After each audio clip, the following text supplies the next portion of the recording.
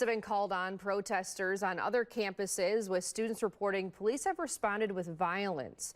We spoke with Madison police before protests in Madison were confirmed to say they've been talking with other law enforcement about what a response could look like. The city is known for protests, so we're prepared. We've been monitoring the national events. We've met with other law enforcement agencies to at least discuss preparations, and they can pop up anytime, anywhere. We're certainly aware of that, and we'll assess if it happens. In Indiana, protesters say snipers were on the roofs of buildings during demonstrations.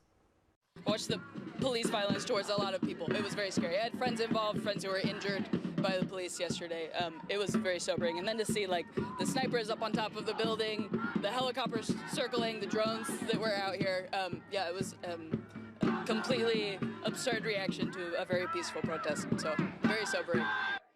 Many of these protests are calling on their universities to cut ties with any lobbying groups or companies that are connected to Israel. Some Jewish students have reported feeling unsafe because of these protests.